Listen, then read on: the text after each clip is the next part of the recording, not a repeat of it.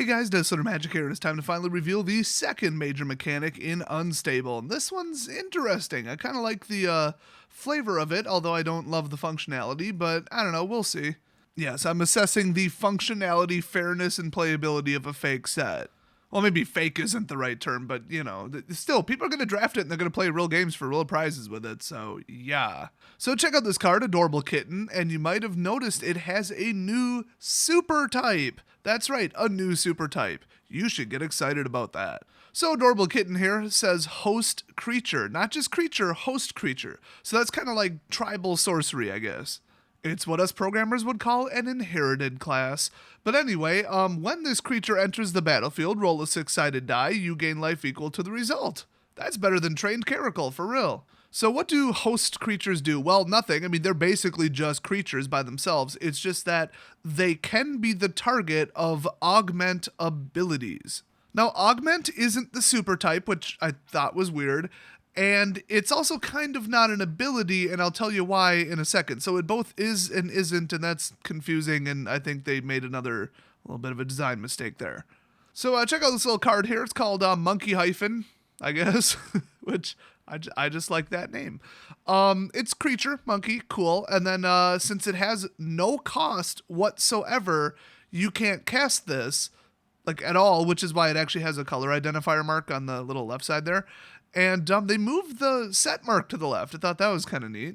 So it's +2/+2, so it acts like an aura, because augment cards, I guess, even though they're literally not augment cards, they can be attached only to hosts. So augment 3, it says, okay, pay 3, reveal this card from your hand, combine it with target host, augment only as a sorcery. So I'm assuming that you can't do this from your hand. The host has to be on the battlefield.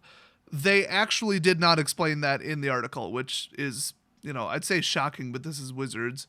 Well, you see that little tear line between the word adorable and kitten and then the little metal barrier? Basically, that's, well, I'll just show you on the graphic. So you cover up half the card like this, and now you have monkey hyphen kitten, so monkey kitten. And I love everything about that. The artwork, the just borders, everything. I love it. I love it. So now you read the card exactly as is, and anything covered up by the other card is now not considered to be part of the card anymore. So the ETB effect is no longer there. Now this is treated as basically a melded creature. It's one creature. It's type monkey cat. That's its two subtypes.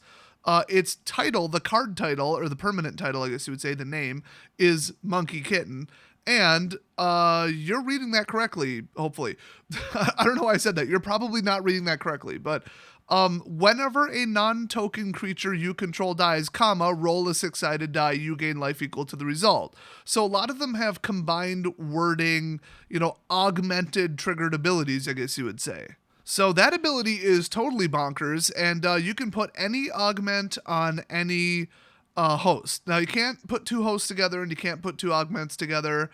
And the big downside is if you have an augment and you have nothing on the field, you've got a problem. But I could say the same about, like, aura spells. So, you know, whatever, like equipment, I guess. Oh, it's a dead card in your hand. Well, I'm sure it'll still be playable. Just, you know, put in enough hosts. But that's the problem. This is a draftable set. So getting enough hosts and enough augments in draft, I mean, I guess it would be easier than like pseudo sealed with 6 packs, but it's not going to be terribly easy. I mean, once you consider, you know, for colors, you got a problem here because you can't just run 5 color. I mean, you could, but it wouldn't work. So honestly, as fun as this is and as powerful as it looks, it doesn't look terribly playable. And then it's the old problem with, you know, auras, or I'd say bestow, but that was the opposite. Basically, they can take out 2 of your cards with one of their cards, a removal spell. And that's not good. Trust me, that's why my self-driving vehicles did not work, that deck. It was like a bunch of the most powerful vehicles in the game, and then the auras that make them permanently crude, and then people would just use one card to get rid of my 2 cards and outplay me, and I'd be top decking before them. And so the deck did run Peace Walker, and then as backup it was Metalwork Colossus. It was an okay deck, but it had such a glaring weakness. And I think this is going to have it too, but I haven't seen a whole lot of removal in Unstable so far. I mean, seriously, like 3 cards, maybe. I think they're 3 different colors, so maybe this isn't that big of a deal. But if it does get destroyed, it goes to the graveyard in 2 pieces together, and, nothing returns to your hand. But speaking of returns to your hand, this is why this doesn't make a lot of sense to me. So you say, oh, I'm going to activate this augment totally not ability that has a cost and then a colon in it and then a target.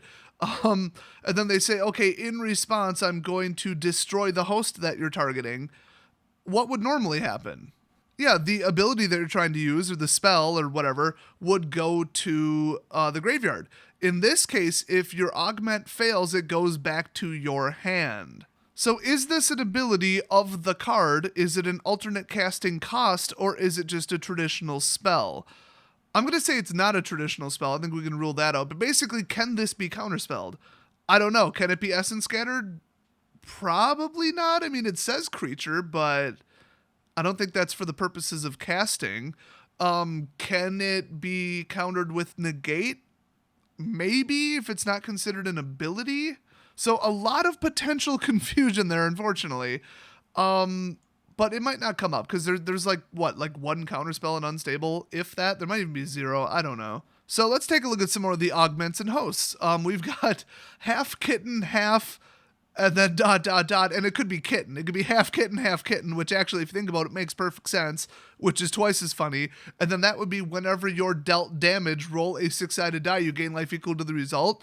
You could quite literally not lose the game because of that. Like, that's crazy. Like, that makes Wall of Essence look like crap. I mean, it's practically Dazzling Reflection in cat form, which technically had a cat on it. So next up, we've got a Labrador Retriever robot, or Labrobot. He costs 5, and he's a 3/3. When this creature enters the battlefield, return target host card or card with augment from your graveyard to your hand. So that's really nice to play around control. That's extremely nice.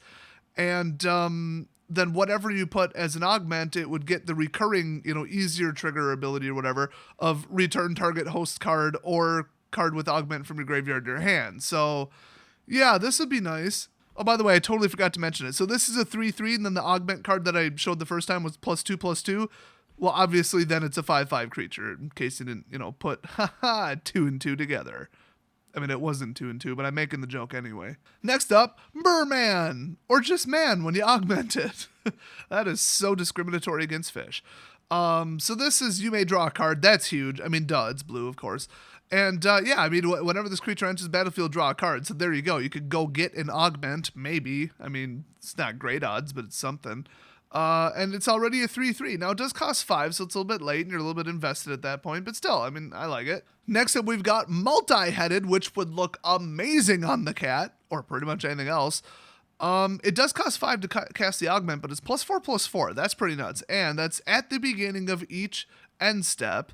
So just once per turn, ta-da, draw a card or whatever's on the other side. And then they have if you rolled a die this turn. So I guess that's a secondary trigger, I think.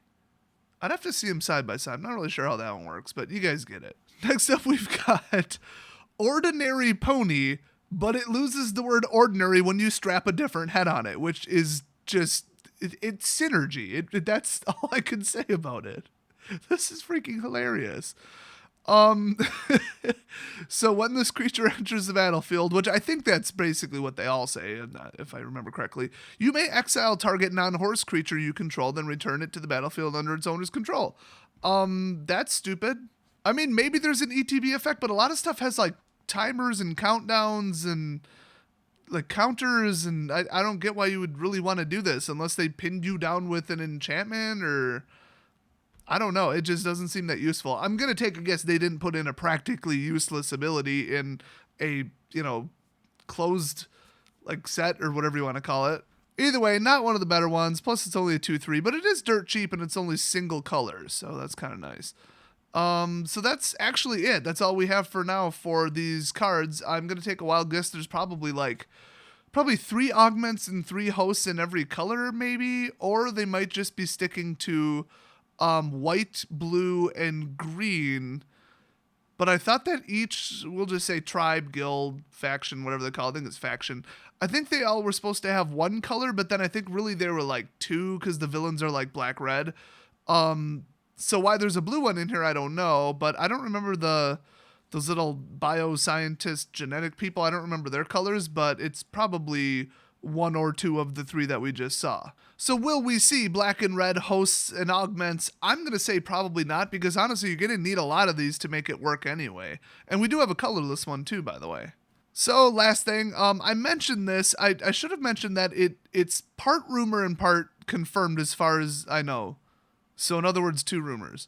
I am like 78.6% sure that someone somewhere, like Mark Rosewater or something, said that it's going to have planeswalkers with an S. I'm just very certain that they said there's going to be exactly 2 planeswalkers in Unstable. I do not remember where I heard that. I can't refine the information. I can't even find anything other than speculation, but I swear I distinctly remember hearing something like that. So the rumor floating around because of that is that they were going to make it the Jester from Unglued. And right here is a screenshot from the teaser video that first introduced Unstable. And I thought, oh, okay, that kind of goes together with something earlier in the video, but that's literally the artwork from Jester's sombrero. So if you look at Jester's sombrero really closely, it was obviously from Unglued. It was a rare, it's pretty good. And this right here was in their office. Well, it's kind of interesting because it looks similar, but not. I mean, that's a completely different hat. That's literally just a Jester's hat. It's not a sombrero. And his outfit is kind of geometrically similar style era. It's kind of on maybe the same style top with the shoulders a little bit, maybe a little bit different. But what is this then? I mean, if I'm completely way off base here and that Jester is from a different card or a different set, then let me know. It seems odd that they would have it made, put it up in the office, and then put it in the video explaining Unstable, but maybe that was the point. So actually that does kind of make perfect sense. He does have the same eye makeup too, by the way, and the same face paint. So I don't know. I mean, it's really hard to say. Will they bring the Jester back and make him a planeswalker? That is the rumor, and that one I'm pretty sure was just a rumor. I just heard it online, and I'm like, yeah, okay. And if they do make him one, will they call him Jack in the Mox? Because that was also a card. That's another theory, I guess. So this rumor picked up a lot of steam because, well, like I said, I'm very certain that someone somewhere said there's going to be exactly 2 planeswalkers in the set. But, what else would this be? So the fact that what else would this be is what's fueling people to say, okay, this is the new planeswalker. And plus a nearly identical version was in another unset. It just flows. It makes sense. So, the other slight fact, and this goes to show how much my memory works sometimes it doesn't, the rumor might have been started by me, and I'm just not remembering it. Oh my gosh, this reminds me of the horribly inappropriate joke from our LGS about shadows, where if you have 4 or more cards or distinct card types in your graveyard, you have delirium. And then if you have 6, it's Alzheimer's. And if you have 8, it's dementia. Well, I've got early onset dementia or something because I don't remember if I started this rumor or not. But it has been floating around on the internet, so that's where you get most of your intelligent and very provable information, of course. So that's what I was referring to. I stated it as fact, but what I meant to say was it's suspected that it will be a Jester, but it's almost definitely a fact that there will be planeswalkers in the set. So just to clarify. Any further evidence towards this would be wonderful. I'm sure if I scroll down 10 minutes later, it's going to be, no, idiot, this was on a card from insert name of set that was out before I started playing, and then I'll look like an idiot. Well, actually, that's going a little far because, it's literally the same freaking guy from the card in another unset. Come on, who doesn't put those together? So that's the last bit of that. Can't wait to see the planeswalkers that are almost definitely in there, regardless of if it's a Jester or not. And I will see you guys next video.